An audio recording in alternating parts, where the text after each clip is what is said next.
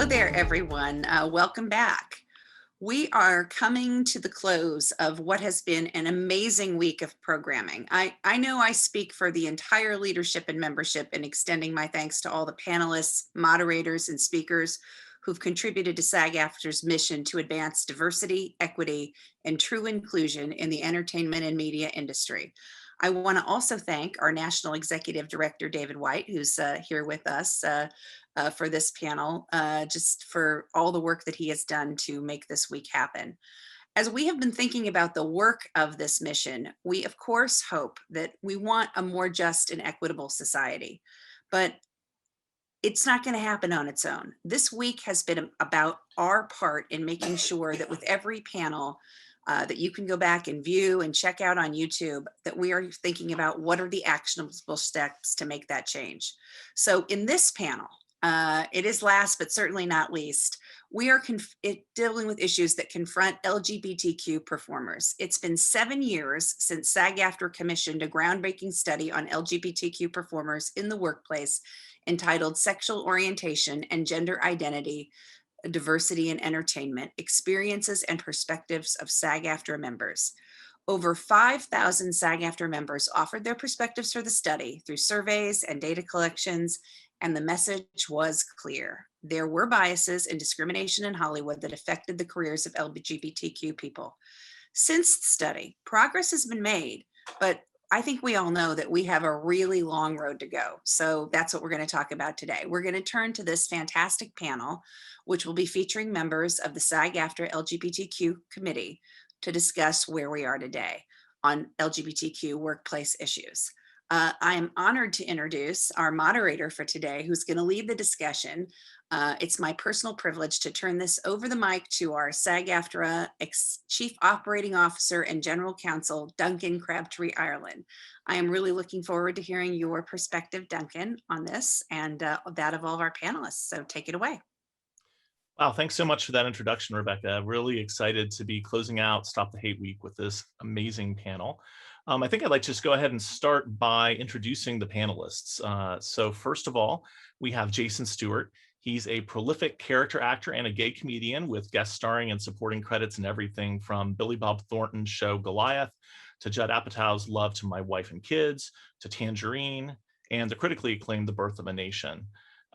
Today, Jason marvels at how quickly things have changed for sexually diverse actors, having himself experienced the transition from closeted to gay to queer. He is co-chair and founder of the SAG-AFTRA National LGBTQ Committee. We also have Dalila Ali Rajah, who is an award-winning actor, writer, and producer, as well as a published poet, visual artist, dancer, and spoken word artist. She's toured in the Tony Award-winning production of The Trip to Bountiful with Emmy and Tony winner Cicely Tyson, the late Cicely Tyson, Blair Underwood, and Vanessa L. Williams, and has appeared in such shows as How to Get Away with Murder, Grey's Anatomy, and Criminal Minds. She won Best Actress for her leading role in the feature drama Quiet as Kept, and is also a longtime member of the National LGBTQ Committee at SAG-AFTRA.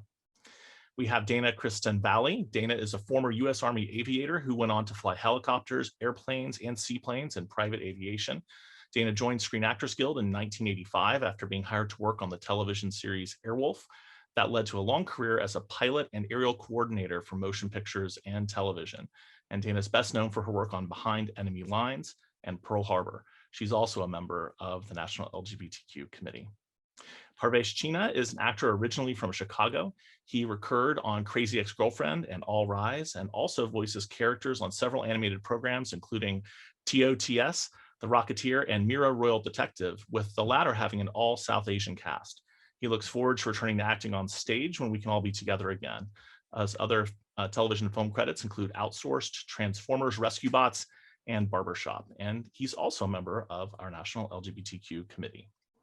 Finally, we have Ray DeForest, who's an award-winning entertainment industry professional celebrating 37 years as a SAG-AFTRA member, actor, singer, producer, writer, drag queen. Ray tirelessly advocates for the LGBTQ community through his work with SAG-AFTRA at conventions and on committees with the union, particularly the National and New York Local LGBTQ Committee and the President's Blue Ribbon Commission on Safety, particularly the Sexual Harassment Work Group. He also serves on boards of nonprofit theaters and raises money for LGBTQ-centered charities. He's been a TV host for cable, nationally syndicated shows, and currently has a streaming series, Doris Deer's Girl Talk. Ray's motto, quote, "A dress doesn't get you anywhere. It's the life you live in the dress that matters." I also want to acknowledge Tracy Godfrey, who's our national co-chair from New York, who was going to be here for this panel. Unfortunately, due to some uncontrollable events, she's not able to be with us right now, but we miss you, Tracy, and look forward to seeing you again soon. So with that, what I'd love to do is just leap right into the questions and discussion that we're going to have today.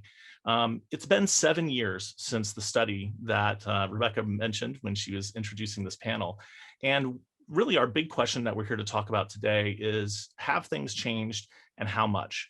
At the time of the study, 53% of LGBT respondents believed that directors and producers were biased against LGBT performers in hiring.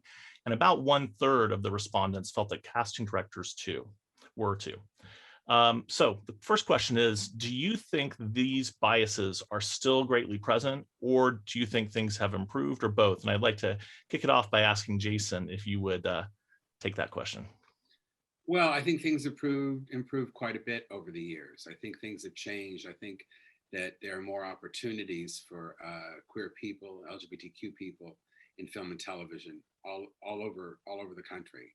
I'm an example of that. But I think the problems have switched in a way, because a lot of us who have been in the business, I've been in the business 45 years. I was sort of adding it up when you were talking about it. I've been in the business for 45 years. And I think what's happened is now, because we didn't have the same opportunities when we were younger, those of us who are over a certain age, now we're playing catch up in order to be able to compete with our straight brothers and sisters in the union. So that's something that I think is something that we really feel that is a new problem. And other things that are interesting too is that I think that we have trans, we have non-binary, we have all bisexual, we have all different kinds of people, and we're just beginning as a committee and as a country and as entertainers and actors to deal with that and to see how we can be supportive of them. My idea for the committee always has been about opportunity, giving everybody the same opportunity and being able to be treated as an equal. And so I do think things have changed, but I still think we have more work to do. The question kind of comes up, does this depend in what sort of part of the industry or in what field of performance you work? And so Dana, I was hoping to ask you, just as an example, do you feel the same way with respect to the stunt community and working in the stunts, working as a stunt performer, or do you think that there's a difference based on the part of the industry you're working in or the type of role that you perform?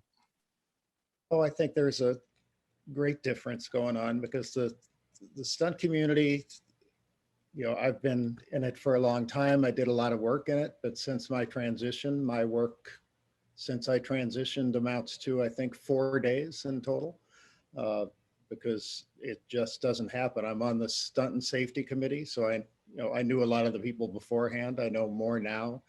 I've gotten to know a couple of people that have called me that are involved in stunts, that have one who specifically came out as gay, and he also started to not work anymore because of that. It's not exactly a welcoming community. I mean, we have there's problems in it just with stuntmen working in place of women. That's the wigging problem that we have that exists. So when you add being trans or gay to it, makes it extremely difficult to get work. I mean, we could go on for a while about what happens in that. So it is a different part of the world to be involved in. I've watched, like, a friend of mine that I got to know several years ago go from being one of the trans people that lived on the street to now being involved in major television series, to watch that transition and to see a lot of people that have come from, there was more of a fight about, there's no trans actors getting the work. It's all straight people doing the roles. And it's like, well, that's not as much anymore. It's still not great, but it's getting better. One of the notable things about the results of the study from back in 2013 was really a very minimal participation on the part of trans members of SAG-AFTRA even though the survey was sent out to the entire membership of SAG-AFTRA and there were many thousands of responses, you could count just on your fingers the number of responses we got from trans performers. Do you think that that's changing, or is that, and I'll just address this to you as well, Dana, do you think that's changing just as in general with respect to the performer community, as well as in the stunt performer community or in other communities you're familiar with? Yeah, I think it's changed a lot. I mean, on that survey, there were 7 respondents. I'm one, and I knew most of the other ones, so that wasn't much of a sample. But I think if you had the same questions asked today, there'd be a lot better response. Right after, that's about the time I got on the committee.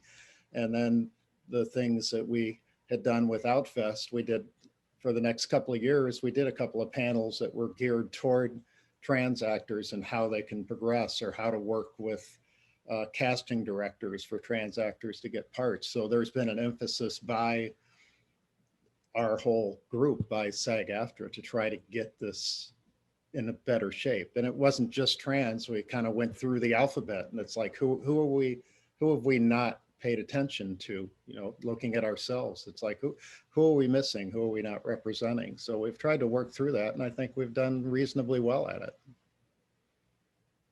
Ray, were you trying to jump in on that point? I couldn't quite tell. Did you want to add something to that? Me? Yeah. Oh, yeah, I think Dana's so right. I mean, when this came out and we saw the low number of trans people that in the privacy of their own home didn't feel safe enough to self-identify on this survey, I think that was a loud voice that we couldn't ignore within our industry. That, I mean, here in New York, I knew many trans actors, and I had a hard time sort of understanding why they didn't feel safe enough when we had this survey to just check that box. And it said to me that we had a lot of work to do to make our trans brothers and sisters feel safe enough, especially within the confines of this union, to self-identify that way and not fear that there would be repercussions. And I think we have tried to work hard, especially in this committee, to be very inclusive of that, to reach out to that community. And at times it's not been easy. I mean, the trans community has had to come through its own difficulties within the LGBT community. There's problems within that in itself. So I think there's still work to be done, but it does certainly seem to be better. It would be interesting if we did this survey again, how many people would identify as trans now, because we know there's a lot more in the union than those 7 or 8. So yeah. Jason, did you want to jump in? Yeah, a lot of us here on the committee have done a lot of mentorship to trans actors to actually join the union. And because of Ryan Murphy and Pose and Jill and Soloway and Transparent, I think that that encouraged people to join. And I did a lot of talking with people on the phone. I know Dalila did, and I know, a lot of the people in Ray and people in the committee have, let them know, hey, we're here to support you. Please join. People would call and say, do you think I should join? I said, yes. The more that people that are in the union, the more we're able to be of support to them. That's a great point. And I think maybe we can, obviously that point is about people being willing to self-identify even to their own union. But one of the topics that was really important in the study that was done was sort of coming out as a professional in the industry in general. And obviously we all know that coming out, whether it's your sexual orientation, whether it's your gender identity, that's a personal choice, that's a personal journey. But in the workplace, obviously, one of the reasons you might be doing that is because of fear of discrimination, harassment, retaliation, negative career impact, for example, being stereotyped or pigeonholed into certain types of roles, or the industry sort of collectively deciding you're not marketable as a heterosexual love interest.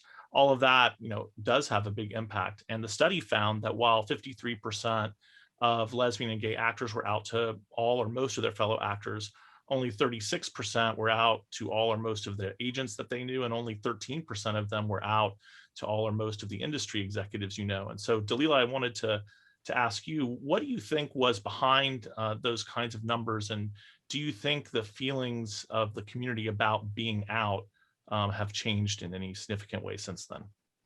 I think there has been some shifts just because there's been some movement in there being more roles open and people seeing people playing across the spectrum, no matter how they identify, but that's through the small sliver of people who have actually been out and visible. And a lot of them had already made inroads in their career before they came out, which means that they had name value, like large name value already. And they've been seen playing those roles already. So people were like, oh, I know they can do it. And that's a comfortable thing. I think it's still very, very different for people who are coming in, especially depending upon how you present. So like, I know several queer men, either bisexual, but that present more masculine, that are terrified. They don't want casting to ever know. And I've also been on the other side where I've been producing stuff or been around producers where I've seen that thing kind of click off in them when they realize that they might be queer. And whether they say it out loud or not, it's that thing you can see in somebody's eyes that like they may have been considering someone before, and they get that information and they take it in a way that shuts someone out instead of welcoming them in. So I totally get why people are afraid of that. I think that that's a part of the work that needs to begin to shift, so that one, there's more queer roles in general, but that we then start casting across the board in a lot of different ways so that people begin to see what people are capable of. Like I'm bi-identified or pan-identified, whichever way you go with that. Bi visibility is important to me, so I usually use that label. But, and I present very like cis het femme. So a lot of times I get cast across the board and things. I mean, now people I think are going more for authenticity. So since I have been out of the closet for a long time, people who are wanting an authentic queer voice on set will sometimes at least reach out to have me audition when they, where I may not even be what they thought of. Like usually I can even see on the page that they probably intended to cast it more butch, but they're like, but she's a real queer. So we're going to like, have her read for the role. Do you know what I'm saying? I think that there's a lot of work to do around that. And I think there's a lot of subconscious things that play into those choices for people. And it's not something that whether we like it or not can just disappear overnight. Like it's something that needs to be transitioned and shifted over time in the community and in the industry. I would love to jump in on this because so I've been a 42-year full-time actor and performer. And 5 years ago, I put on a dress because I wanted to storytell about my family who I lost through disease and sudden death. And I created a character and started doing shows. And suddenly I had my agent literally sat me down and said to me, well, I can't put you in as a cop anymore or a detective because you're a drag queen. Like he said that to me. And I was on a show for 3 years as a detective and I got dropped. And what's insane about that is that it should show your range. Like the fact that we are able to hold space and transform ourselves and show up in all these different ways, it would be thought to be like you can chameleon. You know what I'm saying? And then that's beautiful. You know what I mean? And it's like more cishet straight people get a cookie for when they do that. If it's not something that like they get brownie points and they get awards. Yeah, and awards. Whereas like if you're authentically queer, somehow doing that makes it scarier. But that's to the point, like what both me and Ray are saying is that like it's gotten better because I think that there's more roles out there and people are looking for authenticity. But I don't think that thing that lets people feel safe coming out has gotten necessarily better because people still have that thing in the back of their head. And if they want to put you in a certain category, it's sometimes hard for them to stretch their imagination. Right. And look, I'm also 62 years old. And quite honestly, at 62, I can put on a dress and look pretty fabulous. Okay. But the reality is I'm also 62. So I'm queer, I'm gay, I'm sort of non-binary and a drag queen. But then when a drag queen role comes out, they want a 22-year-old to do it because, well, isn't a 22-year-old proper drag queen, you're just an old guy doing drag. It's like the craziest thing. So then I get stuck in a whole new category of old queer and wearing a dress. Like, it's this crazy thing. But I literally have had so many casting agents and everything else tell me, you're getting too known as a drag queen, so we can't cast you anymore. I think the positive take on that, the other side of it, and I agree with Ray, sometimes when somebody sees you some way, it's really difficult for them to see you in another way. What I worked on, and people who don't know, I got very well known for being an openly gay comic, headlining mainstream comedy clubs, having my own special, all that kind of stuff.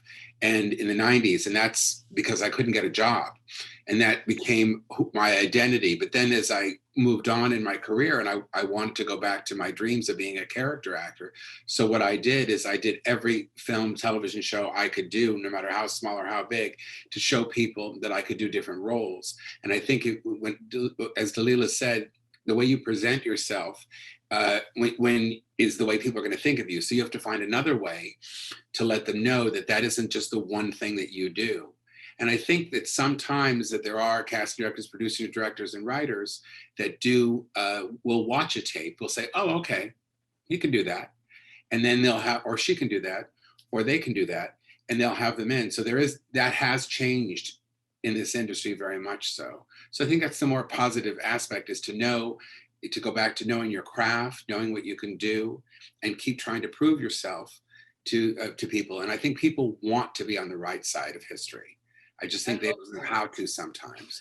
I hope so, because it sounds like Ray's having a different kind of problem. Like it's not that it's like they've seen him be all that stuff and they already know that he can do it, but their own biases in their head, they aren't able to let them go because they have to sell in a different way or deal. And probably they're using the same pathways they've always used with someone they think has some sort of bias. And they don't want to do the work of that activism work of shifting and being like, no, just because you see him doing that doesn't mean he can't do the same thing you saw him do before.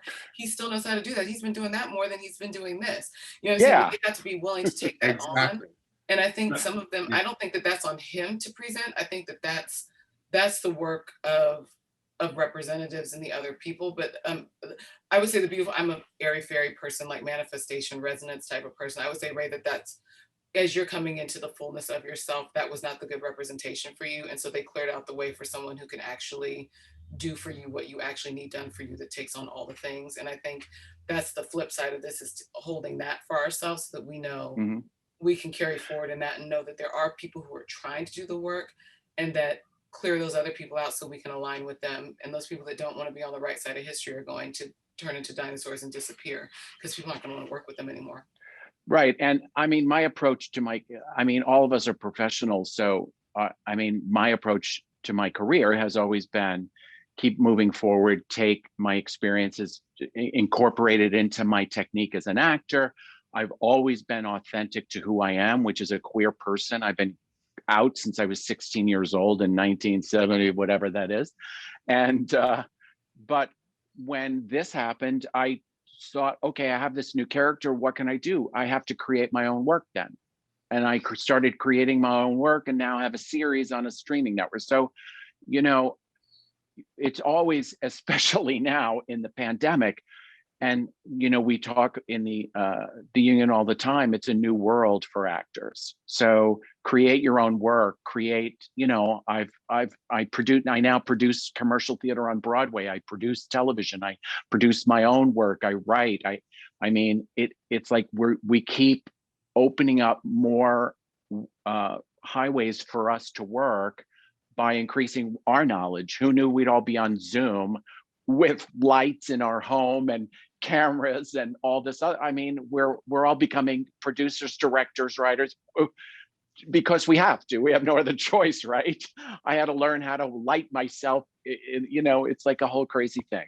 So I think being proactive within our industry as individuals is just what we do. I can sit around and say, I can still be a cop. I can still be a bouncer. I can still be a business guy. Yeah, but okay, so you keep handing me back that I do this. Let me show you how I do it, because I'm damn good at it. And then I create it, and then I got four awards in a row for it. Like, you know what I mean? You just got to keep bucking at it, right?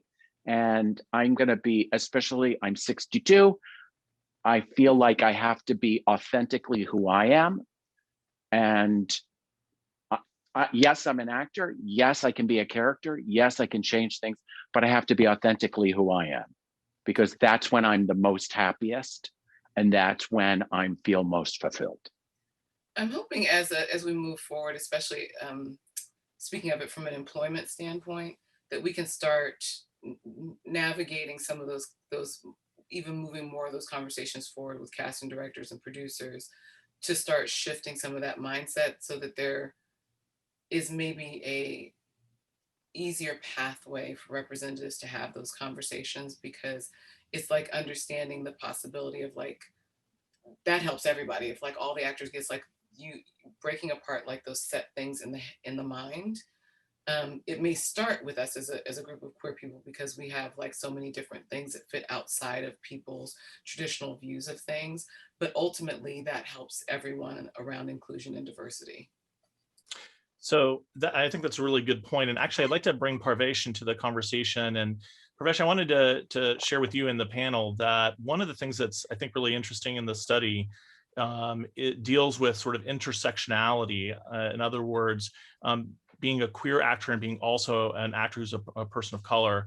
And when asked the advice that they would give actors who had not come out, we got some narrative responses from some of the respondents to the study. And one of the things that they said was that the impact of being LGBT varies with the race of the performer. And here's a quote from one of the responses to the study. Quote, it would really depend on the race of the actor. Racism is still quite prevalent in this industry, and it is much easier to be a Caucasian, gay, lesbian, transgender performer than it is to be one of color. So that's one of the responses we got to the study back in 2013. And I was wondering, Parvesh, and then after Parvesh, we'll go to Dalila and ask as well, what are your thoughts on this? Do you feel like that's still equally true today? Has that changed in any ways? How do you view that from the perspective of someone who deals with an intersectionality yourself? You know, I'm 42, and I'll be 42, excuse me, in July. And again, when you look like this, even that age element is just something that you don't care about after a certain point. And I'm very lucky, grateful, and privileged to be at this point where I can also talk about it, versus like 24 back in 04 when I moved to LA. Totally different world. My Indian American fellow Midwesterner manager was like, watch the gay stuff, watch your eyebrows, don't make them too arch, you know, too groomed, all these code words. So I'm viewing it from a perspective of, we also went through a phase when I had like 4 piercings. I thought, like, you know, I was thinking about what tattoos I was going to get. I had like purple and red hair in college, and then 9/11 happened. And so then the way to spin it into gold for us Middle Eastern, Indian, Asian presenting or looking folks was just like, you know, and college professors say like, you're going to be a terrorist all the time. Take out those earrings, Barb, you know, stuff like that. So it's just been fascinating that people always saw my ethnicity first. Gay, whoa, no, too much. Just be one, just be the brown guy for now. So it is fascinating how it's changing. I feel like, you know, like elder millennial, like oldest millennial baby Gen Xer, and let alone the Gen Z kids right now, who I think Dalila said, they don't have the time for this. They don't care. Because gratefully, luckily, because of the leadership, because of all of us here, because representation, visibility does matter. They don't have to deal with the fears that I still have.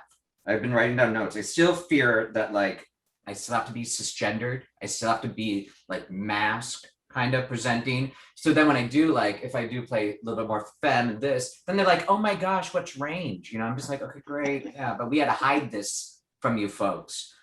So I get a little, I'm not going to talk about other people, but I will talk about for myself, is that I realized growing up Chicago, suburbanite, class clown to comedic actor, that my comedy, my art has been in service of the white majority. I'm not like those other Indians. Come on, give me some pizza. None of that smelly saag paneer. Or like, oh, I'm not like those gays. Come on, straight acting here, mask for mask, right? You know, not fat, femme, or Asian. which I am. So but you hide all that because you want to get a mate, you want to work, you know, are enough that I had to do so much tokenism and minstrel shit with the accent because, oh yeah, you're born in Chicago, you're brown. Tell me everything about every Indian person that you're going to play in this character. I'm like, I don't know. I just want to have, you know, peanut butter and jelly. So they put on us, you know, like even Dalila, I think you mentioned about, oh, because you're a queer person, like maybe you'll have that representation. But then they asked so much of like, tell us about everything. You have to represent all queer people, all Indian people, all queer Indian people in this project. So I'm getting tired. Wentworth Miller, who's a lot more famous and he can do this, just said like last year, like I'm done playing straight roles. There isn't going to be a Prison Break third revival. And yes, we all know that he can do that, you know, 10 years of series regular. I'm sure he has a house or a good SEP IRA. So what it is though is, and I feel that sometimes we actors have less power than we think we do. And it's actually true.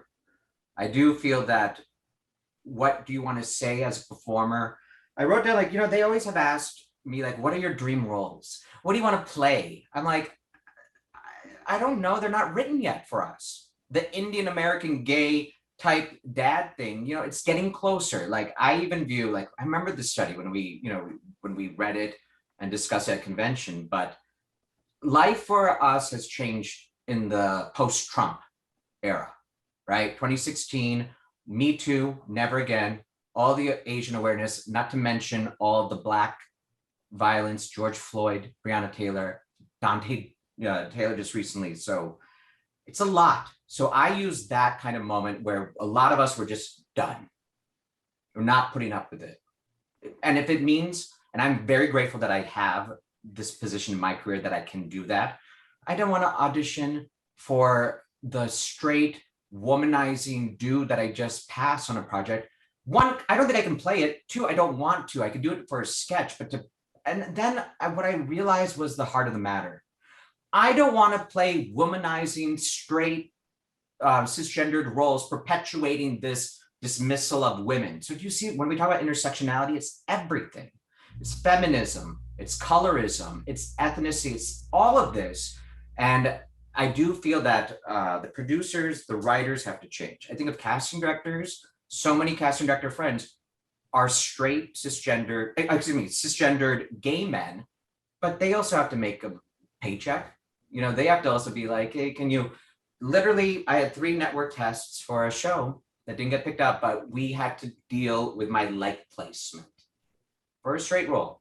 Are my legs going to be together, crossed, but is it going to be the knee over knee, or is it going to be the leg, the ankle on the knee? That is what we had to worry about, where my leg placement was. And ultimately, it was just that the head of the network did not want to out gay people on the show. So even that's changed. That's changing. But I am very grateful that what I'm seeing in writers' rooms is, and this wasn't the case on Asian shows, Black shows, everything. If you have someone of a group in your cast, you get that someone in the writers' room.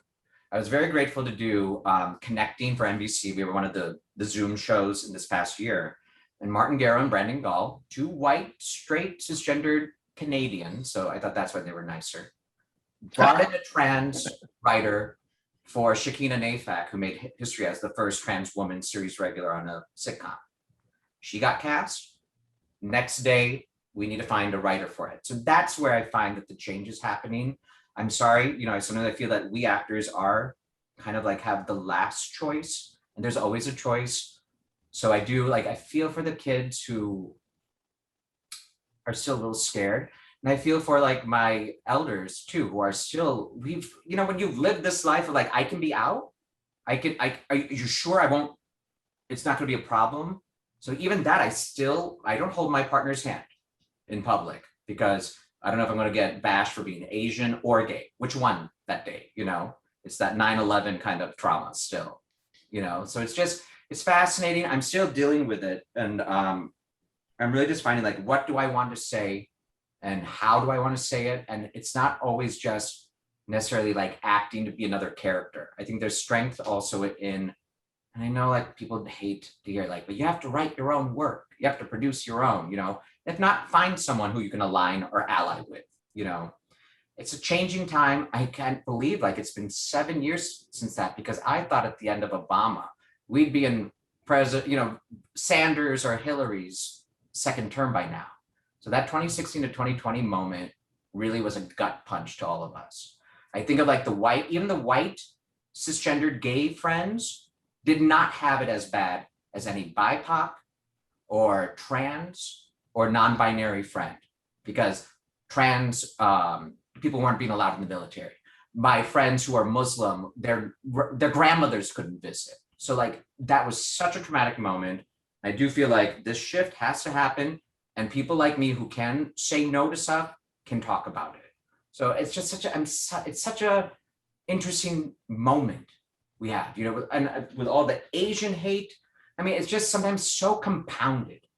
I mean, like you do worry, like every day, like which gun shooting today, which kid got killed, and we artists, actors, producers, writers, everyone in this industry, the responsibility is on us, because I grew up watching those shows, like a Disney Channel kid show, be like, oh my gosh, why is it like a United Colors of Benetton commercial? And when I finally did one back in 06, the producer said like, because this is one of the good things of the corporations that we work for. They did say like, we want this world to be the world that we want out there. So, you know, like how we would joke, like the ticking of every box. Do we have a Black person, a trans person? Do we have the, you know, the Native and the Indian American? And it's just nice that that eye is there. And I just hope we keep continuing. And we have to hold their feet to the fire, because these Scott Rudins to Harvey Weinsteins don't work for them. If you can, send a statement. What was it, Karen Olivo, right, in New York, just not going back to Moulin Rouge? Good for her. You know, and in the past, we know this. They would have been blacklisted. I mean, everything. Parv, don't be gay, you won't work. And I listened to that. We've all had our measure of like, oh, you're right, it's fearful. I should, you know, I better do it. Oh yeah, gay swishy swish. So forgive, I rant a lot, but I've just been like, it's not like it's not still like happy joy, you know, good fruit feelings right now. This is still problematic. And I'm just getting to the point where I'm like, no, not okay. I'm not worried. If I don't work, guess what? Karan Soni, Nick the Donnies, the others out who've never been in, they'll benefit from it. Right, but it's so important for us to understand what has improved and what hasn't, so we can, as a group, as a union, as the members of SAG-AFTRA, you can direct your attention and resources in the right place. And that's one of the reasons we had the study in the first place, was to really find out for the first time about what the experiences of our members on a broader basis were. Dalila, I was just wondering, did what Parvesh shared resonate with you? What's your experience? Oh God, yeah. I mean, this is the thing. That part hasn't really changed. I'm gonna tell you the truth, because already there's less roles for all of us anyway in any place if we have the intersection, and we're often like, it'll be, they will consider the cast diverse if they have one brown person of any kind. So it could be someone who's South Asian, it could be someone who is from a different part of Eastern Asia, like it could be someone who's Latine, it could be any of those, and they'll be like, no, we do have a diverse cast. You see, there's that one, and it's like, and so there's just less stuff for us. So then on top of that, if you place the queerness, and especially if you don't fit along the binary, it's a much, much, much more complex thing. And I think I honestly think the people who have the worst of it are my trans and gender nonconforming siblings and Black men. Because Black men in particular, if there is any inkling that they might be queer or a little bit more effeminate, it puts them out of almost all of the roles that would be being cast by Black filmmakers. And those are the people who are making more of the shows that have more roles with us in them. So if they've taken you out of their roster of who they want, or they don't think you're masculine enough, or they don't see you as the leading man, whether you're out or not, that can get in your way. And so the Black queer men that I know, almost all of them hide that. A lot of them won't play queer roles because their people are like, no, don't do that. You don't want anybody to even start to see you that way. Whereas as white, queer or not, or straight, can play queer roles, and it just opens up doors for them sometimes. You know what I mean? It doesn't do the same thing in communities of color. It just doesn't. It just doesn't. It shuts a lot of doors. And unless you have, you know, a name for yourself already, or you've already started to build an in, like they say that we've had an increase in LGBTQ roles and even LGBTQ actors working, but most of that has been created by 4 creators, like 4, like out of all of Hollywood. It's like it's Shonda Rhimes, Lena Waithe, Ryan Murphy, and Greg Berlanti have been almost solely responsible for that increase in people actually getting in screen.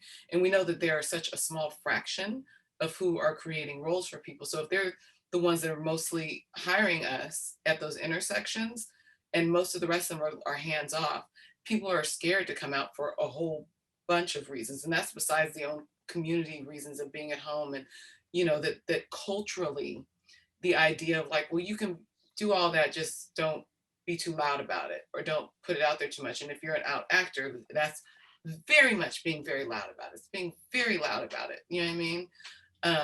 I mean, even like I first did Cherry Bomb, my mom was like, well, is this all, are you gonna do all gay things for like, is that all you wanna do? I was like, no, mommy, I've been playing, I have a master's in acting.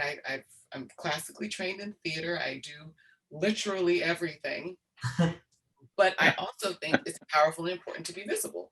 And I think being a beacon for change and creating a climate where other people feel safe, because I have, and a part of that is because I also, again, have the privilege of being a femme presenting, you know, a person who's cisgendered who can do that, and still give a little shimmy to it. There's a lot of biphobia in the world, but at least people can sometimes imagine me either way, even if they have whatever compunctions or bigotry they have, and they push me out of stuff sometimes. But a lot of times they can imagine things, and it opens up doors, especially if I don't, you know, preemptively out myself. They may cast me and they're like, oh, well, you know, she had a husband and she has a kid. So like they get that it's possible sometimes.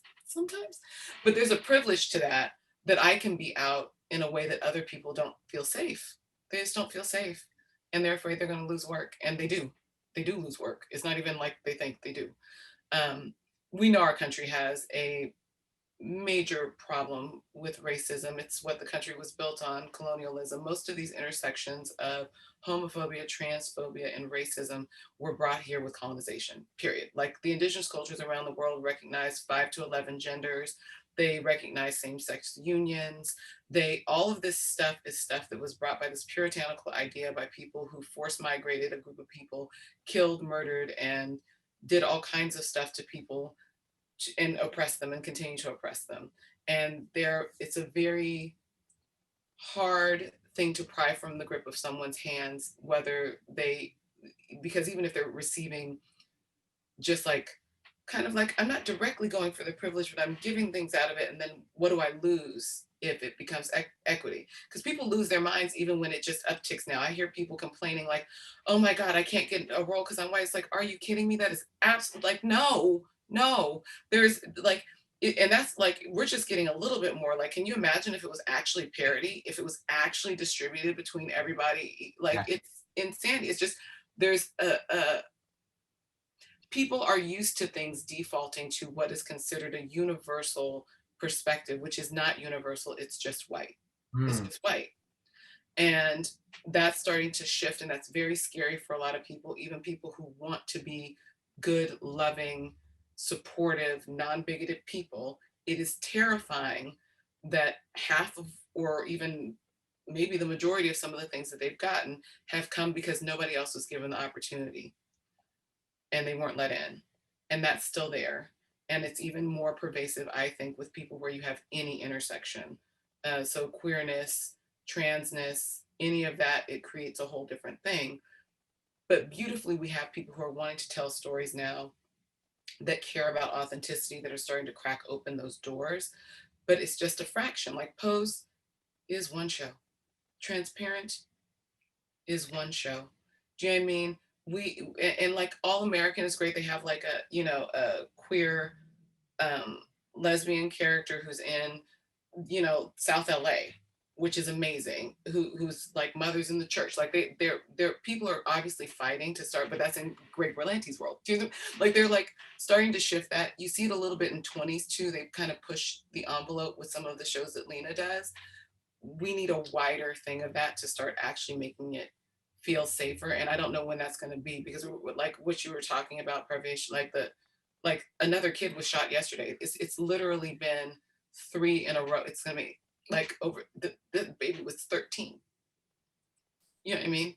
Like those ideas that make somebody sit up and say, well, what did a 13-year-old do to be shot in the back while he was holding his hands up to a cop, is still underneath people's thinking. And that's a part of what colors all of this in everything. It colors it in our careers. It colors it in our world. It colors it in the way content is consumed. But the other beautiful thing is that content can start to shift that too. I think that's a great point. And Dalila, really appreciate it. I wish we had another hour to talk about it.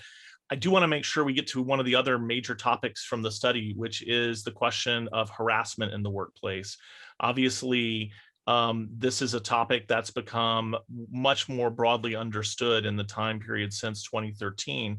Our study, in fact, asked not only LGBT performers about their experiences with harassment, both sexual harassment, but also just sexual orientation and gender identity and expression related harassment, as well as asking non-LGBT performers about their witnessing of that harassment. And the result was really striking in that more than half of LGBT performers had reported some form of harassment that had occurred, and over a third of non-LGBT performers had witnessed that type of harassment occurring against others. Want to, I think, start this off asking Ray, if you find yourself in a situation like that, how do you advocate for yourself, and how do you make sure that your rights are protected and that you aren't subjected to this kind of harassment in the workplace? Okay, so I have a lot of experience about harassment. I was sexually abused and harassed in an all-boys high school. It continued, then as I became a professional actor at age 19, it continued from directors, producers. I learned how to sit on laps because it's the only way I sometimes got jobs or got solos, and because I was in theater. I mean, it was so pervasive throughout my career that at one point I was hosting on a national network. I was hosting shows and was being sexually harassed in meetings, called faggot and homo, and you're too queer, your nipples are too big, we have to put something on them and hide them, you can see them under your shirt. And it got so bad that when I complained, they fired me. And I ended up in court. We settled out of court, and of course had to sign a 7-year, we won't talk about it, but they did talk about it, and I got blackballed which I didn't know. I couldn't get a job, and I was like, I've been doing this for 7 years on national TV. And then a producer came to me and said, I just want you to know, it's been put around that no one should hire you. You're a problem because of who you are. And you stood up for yourself, and now no one wants to hire you, but I'm going to hire you. And he gave me another national show, but I spent 3 years with no work. And again, I had to create my own work. And I have been on sets in drag where everyone thinks because I'm in drag, you can grab my boobs, my foam boobs or my foam hips, and they think it's funny. So working with the union in the Sexual Harassment Committee, the stories we hear both from men and women are so pervasive. And I do feel like the tide is turning. But to keep ourselves safe on set, I mean, we have intimacy coordinators when it comes to the sexual harassment side, which is very important. But for me, it is about education of the actor, making our union brothers and sisters feeling empowered and strong enough to stand up to when people harass them or call them names on set. We have to make our brothers and sisters feel empowered. I was on a set, we were on a break, and one of the lighting guys called one of the actors a faggot. And I immediately went to the DP and I said, I'm sorry, this has to be taken care of now. I'm not sitting on this set when someone's calling somebody a faggot. It's 2020. Like, what, are you kidding me? And we shut the set down. And they brought a union person in, and we lost 2.5 hours of filming time because the director and the producer sat us down and brought in someone to talk to us about that. We never talked about that, and we don't use those words. And people said to me, I can't believe you do that. You'll never work again. We've been so trained as artists to believe that we can be replaced at any moment, that we're not good enough, that there's always somebody else around the corner who can have our job. And at this point in my career, I'm willing to, if I have to be the guy to stand up, I will.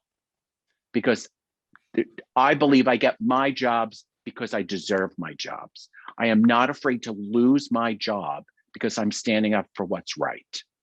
And I feel like we have to have our brothers and sisters in this union feel empowered enough to stand up for what's right, to call the union, to file the complaint, and to not put up with it. We've put up with it long enough, and we shouldn't have to put up with it anymore. I think the tide is changing. I was up years and years ago when they were casting one of the first big gay shows on television. I was in the final sort of testing, and they turned to me and said, "You're just not gay enough." And I said, well, what does that mean? I'm the gayest person I know. How am I not gay enough? And they said, you're just not, we need you to be me. I said, what? Well, you need to be more like a sissy. You're kind of a big guy. It'd be hilarious if you were more of a sissy. And I was just like, you know what? This is what you're getting. I'm giving you what I am as an actor. That's it. And that was it. And I left because it didn't feel right. And I'm glad I left because it wasn't right for me, and I got something else. But we do have to feel empowered as actors. I mean, I think that's so important. And the union can do a lot to support you as well, because you're not alone. That's the whole point of being in the union. Jason, I wanted to ask you, what about people who want to be allies to their LGBTQ colleagues on set? They observe something like this happening. What suggestions or ideas do you have about how they can be a better ally in that kind of situation? Well, I go to John Lewis and I say, when someone says something and it's not right, you say something. I've done that always, and I've worked in comedy in a lot of sitcoms in the same way Parvesh has a lot. And there's a lot of lines that get blurred on those things. When somebody says something, you have to actually say something. I in the early days, I never would say anything because I was too scared. I was just thrilled that I got the job. There used to be an expression, your slip is showing. You didn't want to get get in any trouble. So I was always that way. But when someone says something, no matter what it is, I was this is not on a film or TV set, but I was working in South Carolina at a comedy club. I was the headliner and the waitress. I was on My Wife and Kids at the time, and with Damon Wayans and Tisha Campbell, and I had a lot of Black women fans from the show. And they came to see my live show. And some woman said to me between shows, I was sitting at the bar having a Diet Coke, which I don't drink anymore. And some woman said to me, oh, those N-word people don't tip. And I said, are you talking to me? She said, yes. I said, well, don't ever use those words around me again. She said, well, you're not one of them. I said, it doesn't matter. She never spoke to me again. That happens a lot. When you stand up, you have to be willing to know that that's going to happen.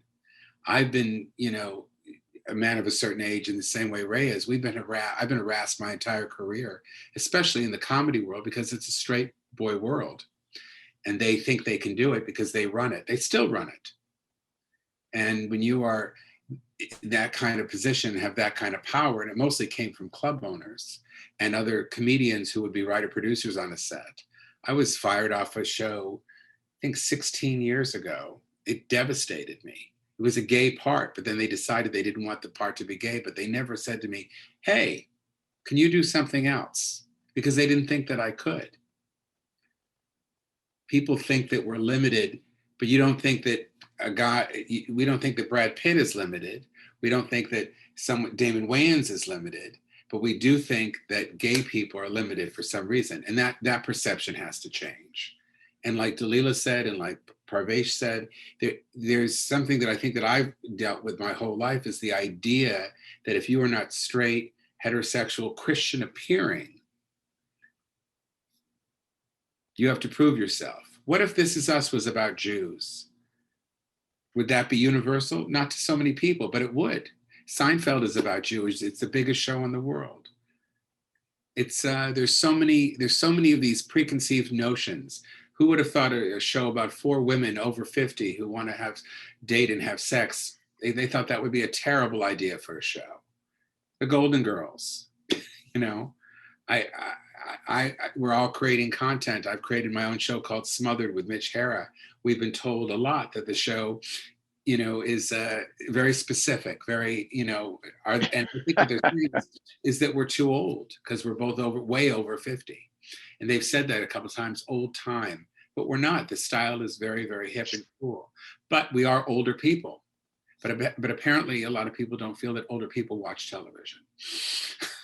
Well, you know, Jason, in the study, and this again, back from 2013, the results were, at least amongst the respondents to our study, that over 80% of the respondents disagreed with the idea, or were neutral to the idea, that actors could only play roles that match their actual sexual orientations.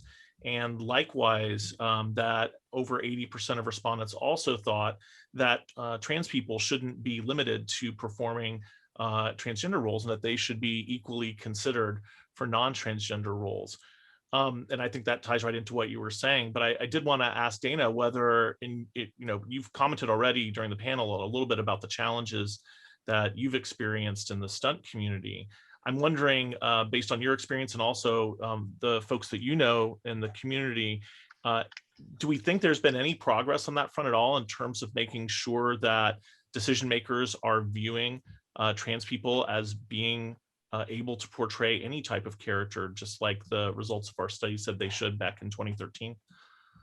I think that's getting slightly better, but it's the thing that's gotten quite a bit better is the fact that they will pick trans people to play trans parts, because there was an awful lot of that not going on, where it was like, oh, well, we need an actor that has some box office with them, so we need that. That's instead of someone who's the character. So that's gotten better. It's not perfect, but it's better than it was. As far as being able to play the other parts, I know that's everybody's desire to not get put into that box, but like I said, for a while it was tough to even get a part that you were gay or trans or anything else. So that's starting to be, I think, a little bit better.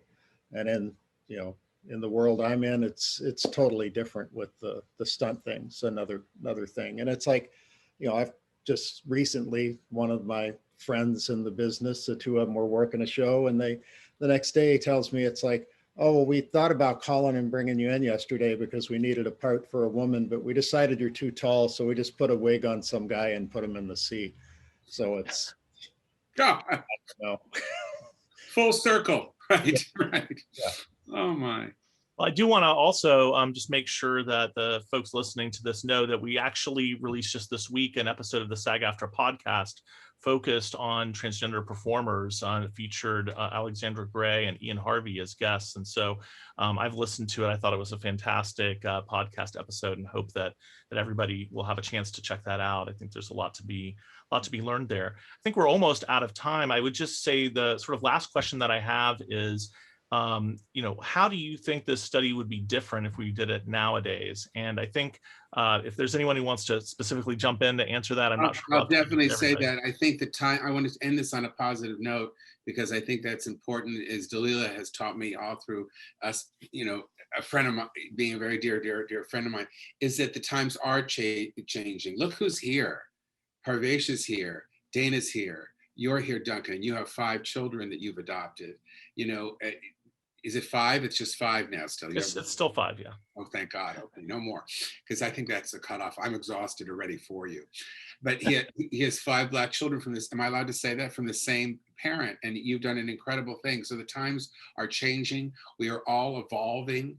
The people in the industry are evolving. They are now being put to their feet to the fire, as Parvesh and Dalila have said. And I really believe that it's really about supporting one another. As you go up in the elevator of success in your career, take people with you. It's really important. Mentor people, return people's calls when they're in trouble, help them out.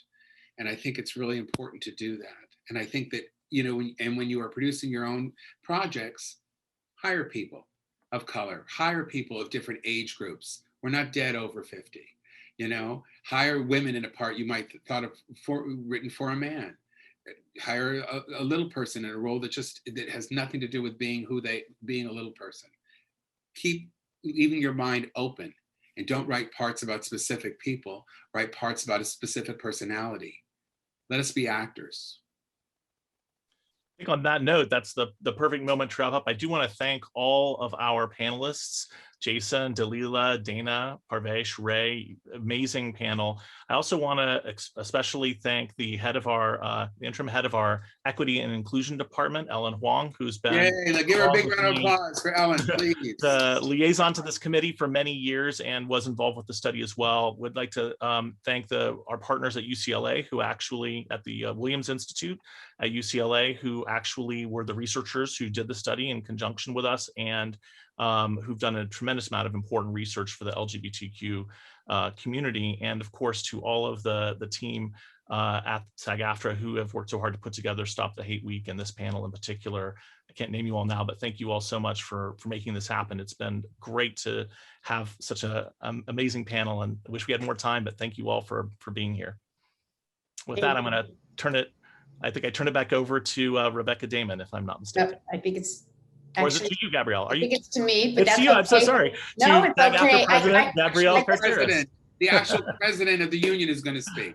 I just want to say, what a fabulous panel. Thank you all so much for telling your stories. And you know what? You're absolutely right, Jason. For us, times are changing, and we really need to be a part of that change. And that's what this is really about.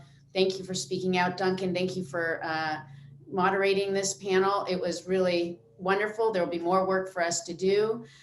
This conversation was given with such great depth and nuance, and I know that everybody really appreciated it. It's been both an emotional and inspiring week for all of us. Emotional because as we grapple with diversity, equity, and inclusion, we do so quite aware of the real life events happening to the communities who have fought discrimination for decades and who have endured the pain of exclusion from society and from the ability to make a living in the entertainment industry. And at the same time, I've been inspired by the vision of our panelists and our speakers from every community, our sisters and brothers in the communities of Asian American, Pacific Islander, people with disabilities, Black, women, seniors, Middle Eastern, North African, Latino, Native American, Indigenous, LGBTQ, everybody. We should leave this Stop the Hate Week Summit with 2 thoughts. First, we cannot minimize the long road we have to travel to truly achieve full diversity. Yes, things are changing, but we have to keep changing. We have to find a way to truly achieve full diversity, equity, and inclusion. We cannot unwind generations of discrimination in a week, or in a month, or in a few years. So I want to thank our members, our leadership, our staff, and particularly I want to thank David White, all of who've been such strong voices with the Stop the Hate Summit. The leadership and staff of SAG-AFTRA have made it clear that diversity, equity, and inclusion is not just an afterthought, but is embedded in our core, our daily work. So I invite you to continue to engage with us, whether we advance our goals at the bargaining table, in the legislative arena, or in public calls for action. When we see or experience acts of injustice, we must speak out. We are charting a course for a better world for the generations to follow. We thank you for joining us. We'll see you down the road. as we advance diversity, equity, and inclusion. I want to thank you all. And I don't know, David, you might want to say a few words before we leave. I think this has been just an outstanding summit.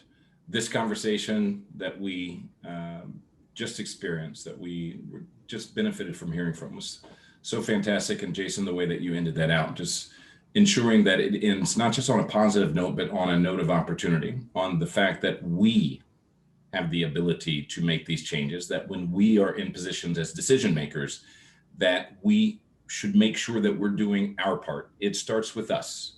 It starts with me. So this has been a great summit. Duncan, of course, you did a fabulous job as the convener of this group, and for all of our panelists for this particular panel and throughout this week. The summit has really been wonderful. So it's been an honor to be associated with it. And that's it. We hope that everyone learns from this and goes out and makes sure that you remember it starts with you. Each of us can do our part. Thank you, Gabrielle. We shall, we can, we must, and we will. Take care of everybody. Absolutely. Look forward to the next summit together and every day after. Thanks. Bye. Bye. Bye. Bye. Bye.